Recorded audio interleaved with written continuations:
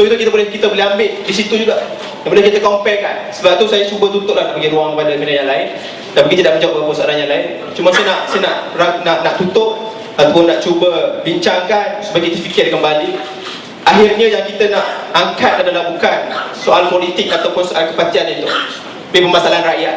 Okey, mungkin macam apa saja yang mungkin berlaku PRU13 ini, kita harus bersedia dengan segala ilmu yang ada, dengan segala ruang yang ada untuk mensejahterakan negara ini. Kalau perasan, kalau saya nak kaitkan balik dengan titah Raja Nazir ni, mungkin masing-masing boleh balik baca titah Raja Nazir. Dia bincang soal negara bangsa. Dia kata negara bangsa ni memang sukar untuk dibuat. Ketika merdeka yang kita 1997, yang cuma ada hanya negara, bangsanya belum wujud. Dia dah beritahu dulu memang sukar, memang Raja Nazir memang sukar. Kita ada Melayu di kampung, sini India di bandar, India di estate. Macam mana nak satukan? Ia adalah satu benda yang sangat sukar. Dan itulah yang strategi-strategi yang telah dibuat, yang telah kita lancarkan. Tapi ada kekurangan-kekurangannya. Aspek bahasanya di mana sekarang ni saya rasa bahasa memang agak kurang dari segi ditekankan ini. Mungkin sebab sekolah jenis sini mungkin kita boleh hapuskanlah sepanjang kita boleh bincangkan benda ni. Tapi akhirnya saya nak tutup. Ada banyak benda kita boleh bincangkan sebelum PRU13 ini. Banyak benda harus difikirkan dari segi pengundian itu. Dan kita cuba berfikir secara rasional dan secara melihat pada dasarnya lah benda perkara ini. So saya tak ada pernah cakap. Terima kasih. Saya buka kepada panelis lain untuk memberikan beberapa pandangan, komen berkenaan dengan beberapa soalan. Silakan. Bismillahirrahmanirrahim. Ini berkenaan soalan kualitatif tadi, tentang resolusi dati untuk mengundi BN disebabkan dia punya ada tiga kaedah fiqh. Macam itu, saya tak tahu, saya bukan panelis dalam jati, saya tak dapat buat keputusan apa indikator yang dia pakai untuk menilai sebagai membuat keputusan tersebut. Okey, cuma saya nak bagi satu kata pembuka fikiran. Okey, macam tadi dalam kes Cikgu Mala tadi, di mana Tuan Solat memberi satu statement bahawa enggan bersalaman antara lelaki dan perempuan ini adalah satu benda yang hina. Dan statement Ibn Ra'in dalam sekretar Cikgu Mala adalah seorang yang menganut Islam yang taat kerana mengamalkan ajaran Islam. And so dalam soal ni kita sendiri boleh nilai antara dalam statement tu kemana yang lebih kata kurang mudarat daripada situ. Okey. Dan untuk membuat keputusan juga kita kena banyak kita mendapat feed daripada media. Okey. Cuma dalam soal media ni saya ingin ulas dalam TV ni empat negeri dia wujud dalam Malaysia sebenarnya. Kelantan, Pulau Pinang, Kedah dan Selangor. Okey, sebab Pahang sendiri tak pernah ada masalah air dalam TV. Serius. Budaya air dulu datang masjid pun memang sebab dia nak sembahyang Jumaat, bukan sebab dia tak ada air. Okey, itulah satu kata untuk okey, saya bagi orang Melayu sendiri, untuk kita dapat maklumat yang lebih tepat dan benar, satu kita lari internet, satu lagi cuba baca The Star dia punya kenyataan tu adalah lebih terbuka dah. Sebab macam kenyataan Tuan Solat yang agak pedas, agak mengkritik agama Islam tak akan disiarkan di akhbar Melayu, tapi akhbar The Star akan korang baca tu memang panas hati juga. Dan okey, yang soalan yang seterusnya saya nak ulas pasal ada yang cakap pasal perpaduan wajahkan mahasiswa pecah kerana membawa ideologi politik tertentu. Okay, saya nak bawa satu kisah Hitler. Saya ada tengok satu movie, tajuk dia Hitler, The Rise of Devil. Dalam cerita tu mengisahkan bagaimana Hitler naik sebagai pemimpin dan menjadikan negara Jerman tu sebagai negara yang kuat. Dan antara dia punya isi dia adalah Hitler berjaya menyatukan orang Jerman. Memang bila bersatu kita akan kuat, sahih. Tapi kita nak bersatu atas dasar apa? Itu yang penting. Ya, Hitler telah berjaya menyatukan orang Jerman, tapi dia membawa bangsa Jerman tu kepada kehancuran. Dan kita tengok apa jadi kepada negara Jerman selepas Perang Dunia Kedua. Itu satu hakikat. Dan sebab soal perpaduan ni juga Nabi Muhammad SAW sendiri pernah dituduh sebagai pemecah belah bangsa Arab sebab dia membawa agama baru. Tapi disebabkan Rasulullah SAW dia telah berjaya mengubah 4 benda dalam bahasa Arab ini, daripada jahil kepada tahu, daripada hina kepada mulia, daripada lemah kepada kuat, dan daripada berpecah kepada bersatu. Jadi apa yang saya cuba sampaikan, ya, kita perlu bersatu, tapi janganlah kerana kita hendak bersatu tu kita melupa satu lebih penting, iaitu keadilan dan kebenaran. Itu dia saya cakap. Okay, sila ada pandangan ketiga. Bismillahirrahmanirrahim. Terima kasih kepada pengurusi panel sahabat Sabiah dan sahabat yang bertanya dan juga memberi pandangan. Pertama sekali, saya ni daripada NGO daripada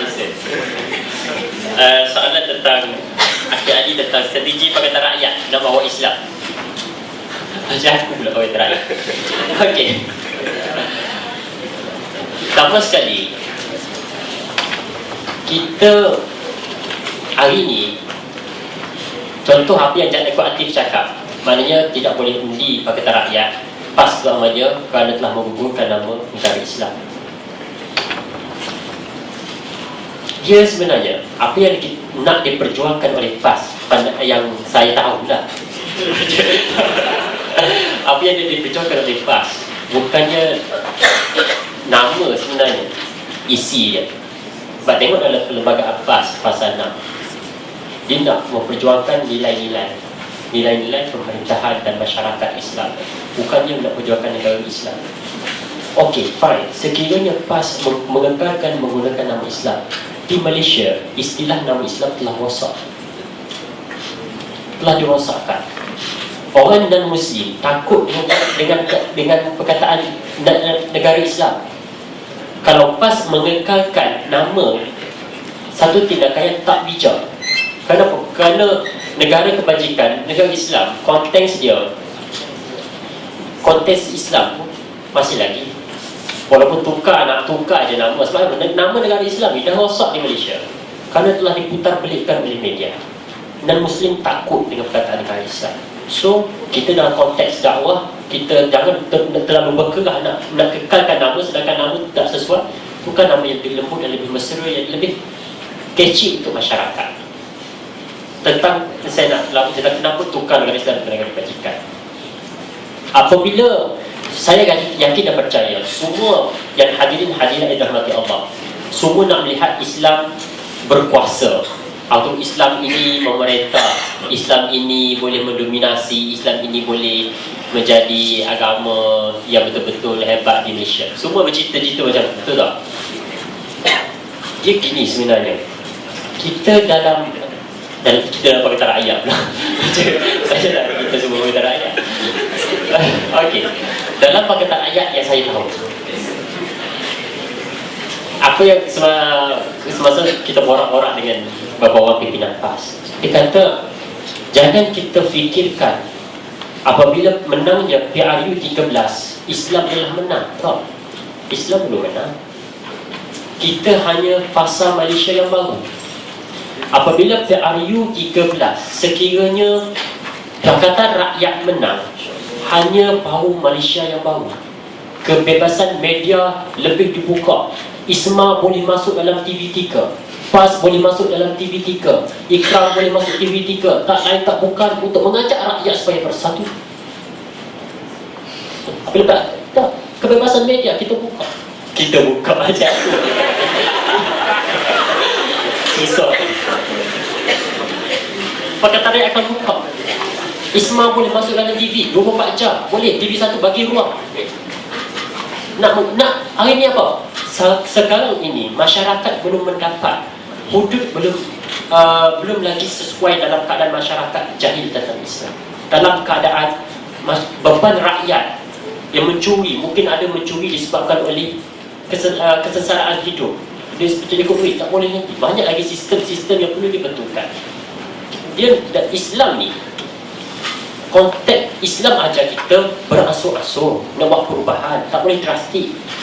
Tak boleh drastik. Siapa suka pop quiz? Saya tanya.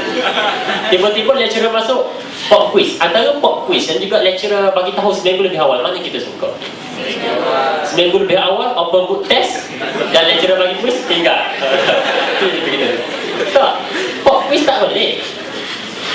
Kita terus boleh cuma menang kat cikgu tu nak buat benda ni tak. Islam ajar kita berasu-asu buat perubahan. Islam dulu Al-Quran tak datang sekaligus. Fasa Mekah, cara Mekah. Fasa Madinah, cara Madinah. Ayat Mekah sesuai dengan konteks alam atau suasana Mekah, sasaran Mekah. Madinah, konteks Madinah. Ayat-ayat hukum tentang pemerintahan negara, sosial, ekonomi tak datang masa zaman Mekah. Ia datang zaman Madinah. Tak boleh nak. Apabila hari 13 Islam masih lagi dalam keadaan fasa dakwah yang baru, masih lagi bukan dalam fasa daulah. Walaupun ada istilah itu soal nama negara Islam, sistem khilafah sesuai tak zaman demokrasi moden, itu soal yang kedua. Sahabat-sahabat yang dirahmati Allah, itu yang saya nak gambar. Jangan kita terlalu nak PRU 13 menang tu nak buat ni tak. Itu berasu-asu. Yang ketiga, dalam konteks demokrasi Malaysia, tidak mustahil sebuah parti politik boleh nak menang nak merintah dalam keadaan dia bergerak seorang diri. Dalam konteks Malaysia, pelbagai kaum mestilah ada satu gabungan. Kalaulah dia seorang-seorang tanpa membuat gabungan antara PKR dengan DAP, susah nak merintah Malaysia. Sama juga dengan UMNO. Kalau tak buat komponen, tambah sama-sama. Komponen Barisan Nasional ada berapa parti? 14. Ada berapa orang yang suara Islam? 2. PKR Pakatan Rakyat ada 3, 2 adalah Muslim. Kalau suara majoriti, kalau nak banding dengan komponen Pakatan Rakyat dengan komponen Barisan Nasional, komponen Pakatan Rakyat lebih kuat suara. Dan kalau tengok hari ini ada malam buka teks, ada fakta lagi. Wakil rakyat daripada non-Muslim, kalaulah kita bawa sentimen Muslim dan Muslim, lebih ramai. Mungkin saudara boleh ringkas dalam masa 2 minit kita. 2 minit. Kita masa pertama kali tunggu dulu kita. Sampai pukul 1 kan? Lebih wakil dan Muslim lebih ramai. Kalau kita nak mengatakan kerusi. Sebab apa? Sebab parti, dan hari ini parti sekiranya menang, orang kata MCA DAP boleh bergabung. Dia susah nak bergabung, tak boleh nak bergabung untuk minta apa? Sebab kursi DAP dia akan melawan dengan MCA. Kalau DAP kalah, mana MCA menang. Kalau MCA kalah, mana DAP menang. Kalau dua-dua nak bergabung tak boleh. Ia tak akan berlaku. Yang kedua, tentang strategi Pakatan Rakyat.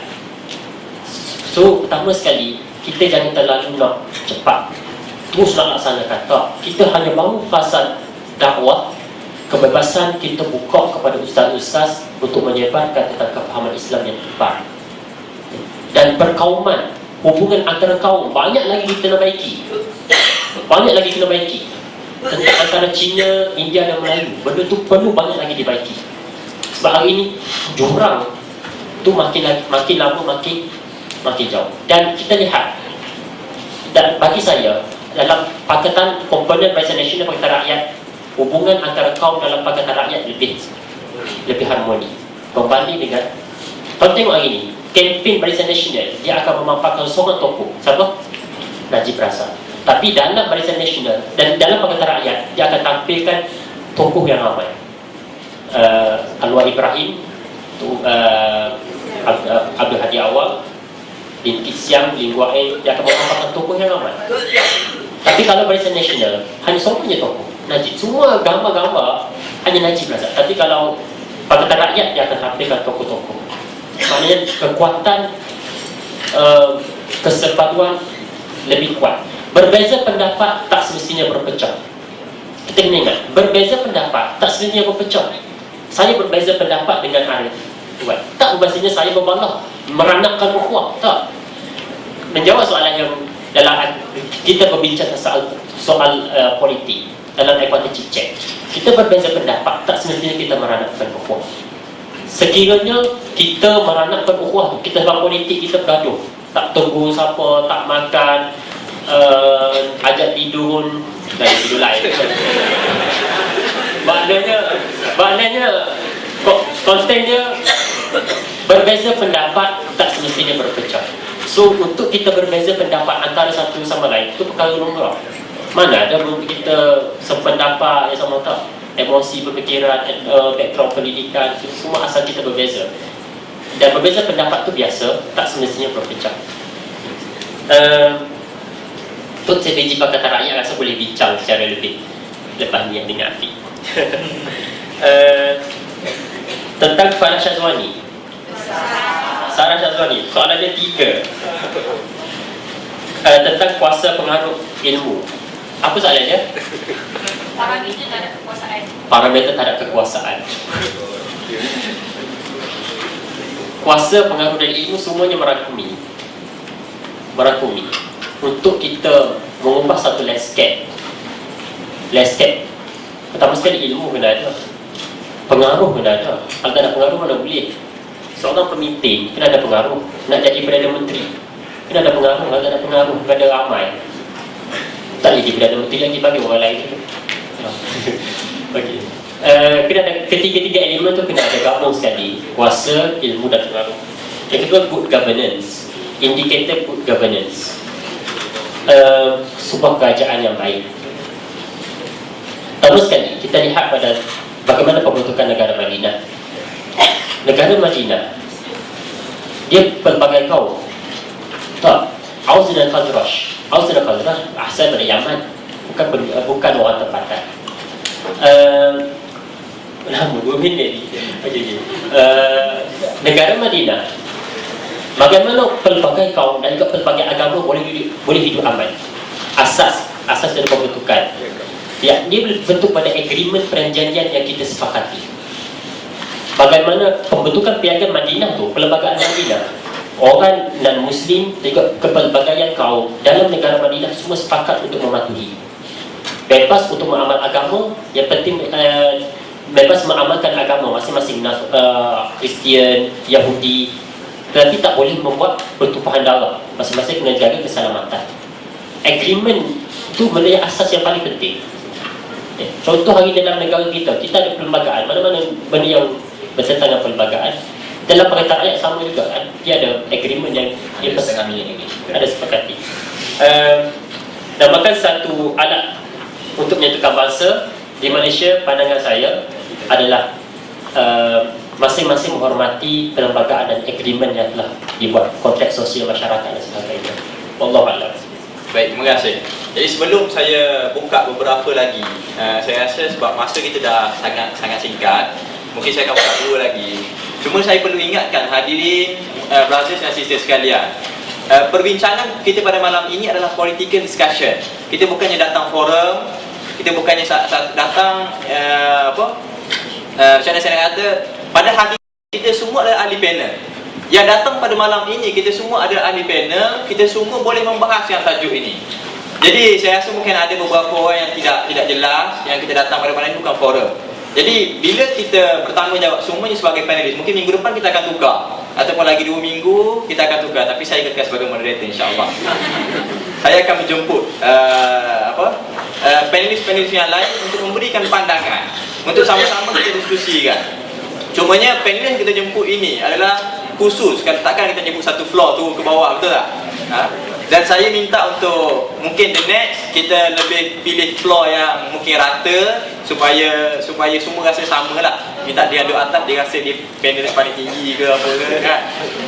Jadi kita datang pada malam ini ada diskusi, masing-masing ada pandangan masing-masing dan kita berbeza pendapat. Kita tak boleh mengatakan satu pendapat ini sahaja betul, dan kita sama-sama menilai apakah yang kita diskusikan pada malam ini.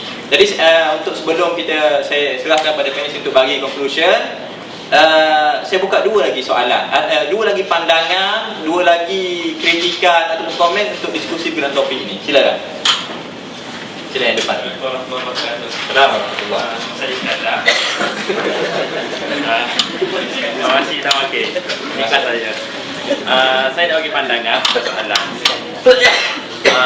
Saya melahirkan kebimbangan melihat situasi sekarang ni apabila kita tengok parti politik menjadikan neraca akidah dan dosa pahala sebagai penentu untuk undi mereka. BN mengatakan haram undi PAS kerana katanya PAS menyokong kalimah Allah digunakan oleh orang kafir. Ada Ustaz PAS yang mengatakan haram undi BN kerana katanya BN UMNO menolak hukum hudud, menolak hukum Allah. Ada fikir kata haram undi BN kerana apa? Kerana rasuah, pemimpinnya kepala ni kepala tu judi dan sebagainya. Ada kata haram undi PKR kerana PKR ni mengagungkan LGBT dan pluralism. Saya rasa risau bila lihat memilih ni diletakkan sebagai akidah, seolah kalau pilih rosak akidah, pengakhirnya adalah neraka. Jadi saya lihat dalam politik, untuk nak memilih kepimpinan negara, kita setuju kepimpinan negara politik adanya dalam itu elemen Islam, elemen hudud, juga elemen undang-undang, elemen ekonomi. Tapi saya merasakan dalam konteks hari ini, elemen utama dalam politik adalah good governance. Yang mana good governance, elemen utama adalah ekonomi. Jadi saya rasa yang utama yang perlu diberi perhatian adalah melihat siapa yang paling berkelayakan, yang beramanah untuk mengendalikan ekonomi negara, untuk mengendalikan ekonomi negara. Kalau kita lihat yang ada ini gagal bawa ekonomi dan membagikan harta negara secara adil dan saksama, saya rasa perlu ditolak dan kita beri yang baru. Dalam masa sama, kita tidak mengenepikan soal perjuangan agama daripada parti masing-masing. Itu pandangan pribadi saya dan rasa sahabat semua boleh menilai lah yang mana lebih berkepentingan, lebih memberi keuntungan semada aspek agama, ekonomi, sosial dan lain-lain. Wallahualam. Jadi satu pandangan yang sangat baik untuk kita kaji bersama, instead of kita tengok pandangan daripada pihak pertama tadi berkenaan dengan bagaimana Melayu dan Islam diletakkan Melayu, beberapa tujuh aspek yang perlu kita teliti. Dari sebelah manakah yang lebih fokus memperjuangkan martabatkan yang kita letakkan. Sila satu lagi pandangan bahagian kita. Assalamualaikum warahmatullahi wabarakatuh. Saya Akmal bin Chong Mazidi, kuliah medicine. So basically sebelum ni nak tanya wakil raja dia. Sebelum ni kalau kebanyakan student dia tak tahu peranan raja semua ni macam mana. So basically ada setengah student yang anti monarki semua yang saya pernah nampak lah. So dua perkara yang saya nak tanya. Yang first kali institusi beraja itu sendiri yang saya faham, adakah ada alternatif untuk memberi kritikan kepada raja sendiri? Sebab kalau kita tengok dulu raja, okey, Raja Nadir Shah mungkin dia faham Melayu Islam semua tapi sekarang ni mungkin fikrah, maksudnya pemikiran raja sendiri pasal Melayu dan Islam dah berubah. Sebab kita tengok pun dari segi kalau dia orang betul-betul faham, dia takkan ada maksudnya tanpa penasihat dia semua kan, setengah kes raja. Lepas tu dari segi alternatif selain mufti, maksudnya adakah alternatif dari rakyat untuk menasihati raja itu sendiri? Dan yang secondnya, kebanyakan student tak tahu peranan raja ni macam mana. Sebab ramai orang ingat raja ni just ceremonial kan. So apakah selepas PR ataupun BN menang, apakah peranan mereka untuk menjelaskan peranan institusi diraja dan kepentingan dia sebagai last defense in terang Malaysia gitu. Kita mulakan ketimbangan dengan raja lah peranan. Baik, terima kasih. Dia dah dia cakap dua je kan, saya ambil tiga lah ganjil. Silakan. Kita tak dengar Mak Din bercakap sebenarnya. Bismillahirrahmanirrahim. Assalamualaikum warahmatullahi wabarakatuh. Nama saya Syarudin Kamadin. Okay. Nama Muhammad Izzuddin Yahya, pelajar tahun 4 kuliah medicine. Okay, baik. Saya tertarik dengan parameter yang diutarakan oleh Sarah Hazwani yang berkaitan dengan kekuasaan. So basically di Malaysia ni kita negara demokrasi. Kerusi di parlimen itu sangat penting untuk kita menggubal undang-undang ataupun dasar-dasar baru yang kita boleh terima secara boleh diluluskan serta-merta. Kita memerlukan 2/3 kerusi 2/3 kerusi parlimen. So apa yang saya lihat, saya perhatikan daripada sepanjang 56 tahun 24 tahun dilihat sepanjang 56 tahun pemerintahan Barisan Nasional, mereka sebelum ini pernah menguasai parlimen sebanyak 2/3 kursi 2/3 kursi parlimen. So mereka ini mempunyai kuasa untuk mengubah dasar untuk meningkatkan pertambahan kursi parlimen di kawasan Melayu, yang mana kita tahu Melayu dikuasai majoritinya memang Islam lah. So kenapa tidak dilakukan semasa Barisan Nasional memerintah? So apa yang saya harapkan, mungkin selepas ini mungkin Pakatan Rakyat bakal memerintah. So harapan daripada seorang mahasiswa dan anak muda, kita mengharapkan Pakatan Rakyat bila memerintah nanti ataupun Barisan Nasional terus memerintah nanti, mungkin perkara ini diambil kira. So kalau contohnya Pakatan Rakyat memerintah, mereka melaksanakan, maka saya berasakan kita patut kekal. Atau kalau mereka tidak serius mengenai kursi orang Melayu dan kuasa orang Melayu serta Islam, maka kita akan bertukar menjadi tukar lah. Jadi insya-Allah. Itu pandangan saya. Terima kasih. Okey, baik. Terima kasih kepada semua hadirin yang memberikan pandangan, soalan dan sebagainya. Jadi untuk terakhir saya bagi kepada 1 minit setengah untuk setiap panelis. Mungkin minta untuk hormati masa lah. 1 minit setengah pada semua panelis untuk bagi last kesimpulan berkenaan topik yang kita diskusikan bersama. Silakan. Bismillahirrahmanirrahim. Berkaitan soal negara bangsa ini atau Malaysia, kalau kita fikirkan tentang bagaimana nak mengisi dalam PRU ini, mungkin suatu anjakan selepas ini yang mana kita akan fikirkan bagaimana nak mengisi di dalam. Itu yang lebih kita harus fikirkan, dan kita akan menjadi seorang rakyat yang akan menentukan pentadbiran negara ini. So nak tak nak, kita harus participate. Memang kita berbincang di sini. Bila kita keluar, kita harus mengundi sebagai suatu suara atas dasar pilihan yang tepat, ataupun atas dasar ilmu. Sebab kita bincang dan kita fikirkan atas dasar yang kita dah bincangkan malam ini. So memang PRU ini suatu yang penting, dan survival ataupun kita panggil Melayu Islam ni, mungkin orang kata kita tak perlu nak risaukan sebab kita ada perlembagaan. Tetapi kedua-dua pakatan yang sama ada BN dan PR, kedua-dua sudah bersetuju untuk mengekalkan semangat perlembagaan itu. Dan kita mengharapkan semangat ataupun hak Raja-Raja Melayu ini akan terus menjadi last defense, seperti kata Ahmad Fatih, kepada segala permasalahan yang akan berlaku selepas ini. Dan kita mengharapkan PRU ini bukanlah sebagai medan perpecahan, medan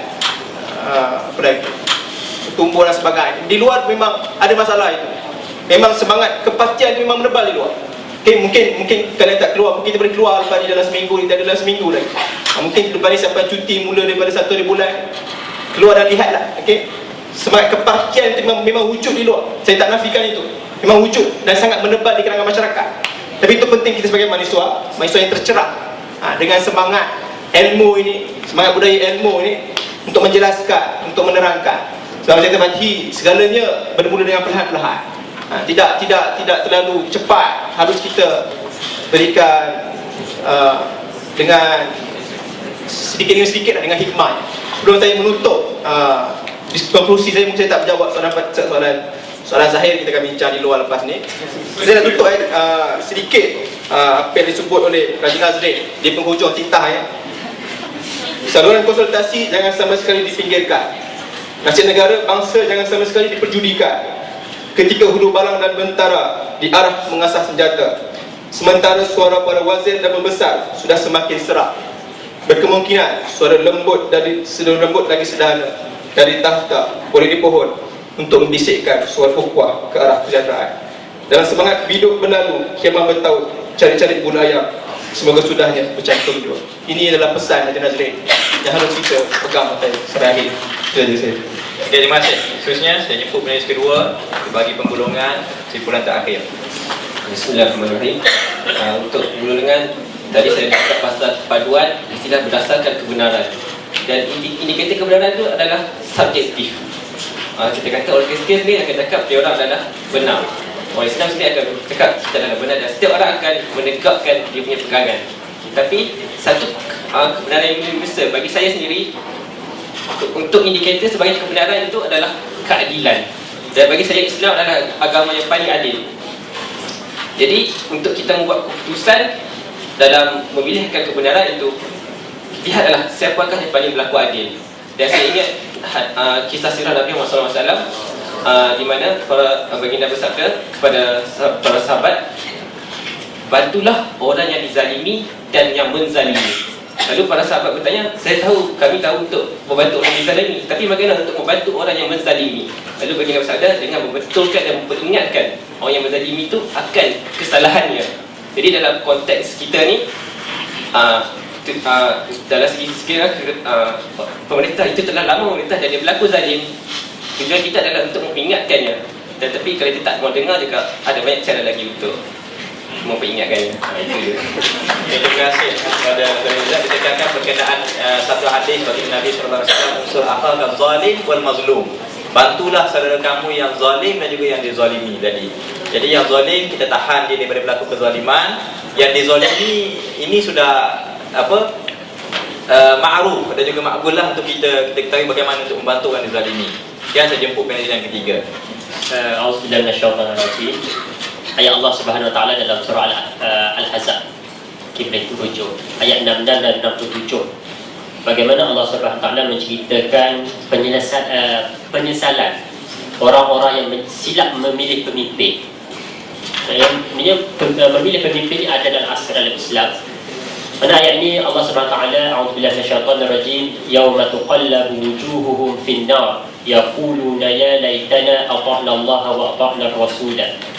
Pada masa muka mereka dibalik-balikkan dalam neraka, mereka berkata dengan sesalnya, alangkah baiknya kalau kami dahulu semasa di dunia taat kepada Allah serta taat kepada Rasulullah. Sampai ayat 67, wa qalu rabbana inna ata'na sadatana wa kubara'ana fa'adalluna as-sabila. Kenapa mereka ni tak taat kepada Allah? Kenapa mereka ni tak taat kepada Rasul? Disambung dalam ayat 67, dan mereka berkata lagi, wahai Tuhan kami, sesungguhnya kami telah mematuhi kehendak ketua-ketua dan orang-orang besar kami, lalu mereka menyesatkan kami dari jalan yang benar. Memilih pemimpin yang mana pemimpin yang bukan mengajak supaya kita beriman pada Allah. Hari ini kita yakin dan percaya, kita sebagai orang Islam, antara indikator besar kita nak pilih pemimpin, kita nak supaya pemimpin yang kita pilih bukan sahaja good governance, bukan sahaja boleh mengurus ekonomi dengan baik, tetapi kerajaan dan juga pemimpin yang boleh mengajak masyarakat beriman dan bertakwa kepada Allah. Yang mana satu pemimpin yang ada cita-cita untuk mengubah, yang baik, mengurus baik penyelewengan, kolonisme semua tu, mereka boleh diatasi dengan baik. Kita nak pemimpin yang baik, kerajaan yang baik, supaya baldatun thayyibah wa rabbun ghafur, sebuah negeri yang baik dan mendapat pengampunan daripada Allah. Sekiranya kita kerajaan yang serius dan mengambil Islam sebagai neraca dalam membuat polisi dan dasar, kezaliman dikurang, dihapuskan, penyelewengan tak ada, insya-Allah Allah SWT akan memberi rahmat pada sebuah negara. Apabila Allah Subhanahu wa taala memberi rahmat kepada negara, tak pelik sekiranya Allah SWT menarik mungkar-mungkar dan maksiat-maksiat di hati manusia yang menjadi mencuri apabila mereka mendapat, jadi mereka ni tahu hati untuk mencuri. Yakin bahawa dalam PRU 13 turut mengundi dan membuat pilihan yang tepat. Kalau nak tengok good governance, boleh melihat prestasi negeri-negeri Pakatan Rakyat, negeri Kelantan, tak pernah ada sifar rasuah selama 20 tahun, tak ada pernah track record rasuah. Boleh tengok negeri Hasib Balak di negeri Kedah meningkat 205%. Di negeri Kedah meningkat. Tengok di negeri Selangor, Pulau Pinang, bagaimana peningkatan jumlah hasil daripada pasir. Kita tengok balik. Cerita ni mungkin boleh buat sedap mendedah prestasi mereka rakyat. Wallahualam, selamat mengundi. Terima kasih dari RRC, terima kasih dari semua sahabat panel dan juga hadirin-hadirat Allah. Okey, terima kasih. Saya ucapkan kepada semua panelis yang kita jemput hadir pada malam ini, hadir sebagai panelis, duduk di hadapan. Jadi sahabat-sahabat hadirat mati Allah Subhanahu Wa Taala, sebelum kita balik pada malam ini, suka untuk saya ingatkan sekali lagi supaya next diskusi kita pada malam pada mungkin selepas ini, minggu depan ataupun 2 minggu depan selepas pilihan raya, supaya sahabat-sahabat datang bukan dengan niat untuk bertanya semata-mata, datang untuk kita sama-sama membincangkan topik yang kita utarakan, datang sebagai panelis pada masa yang sama, kita sama-sama diskusikan kerana masing-masing ada pendapat yang berbeza. Jadi antara nama-nama popular pada malam inilah Mak Din, Sarah Syazwani, mungkin yang kita akan jemput sebagai panelis lepas ni lah. Okay. Untuk sama-sama kita duduk, kita membincangkan topik ni dan saya rasa sangat menarik. Okay. Jadi sebelum saya tutup diskusi kita pada malam ini, saya amat alu-alukan jika sekiranya ada di kalangan sahabat-sahabat nak menawarkan diri untuk menjadi panelis bagi the next forum, the next diskusi kita, boleh PM inbox saya dekat Facebook. PM inbox Facebook saya Syed Muhammad Saufi. Tapi soalan saya tak terima. Soalan saya tak terima sebab dah inbox dah penuh dah. Okey. Jadi boleh, kalau nak tawarkan diri sebagai panelis, saya terima. Kita boleh jemput untuk the next, sebab kita mungkin ada beberapa siri lagi lah di bawah Academic Bureau of SRC. Okey. Jadi wa akhiran, kita tutup majlis kita. Sebelum itu saya ucapkan terima kasih pada SRC dan juga hadirin hadirat datang pada malam ini, juga semua panelis. Kita tawakuf mari kita dengan tasbih kafarah dan suratul Asr.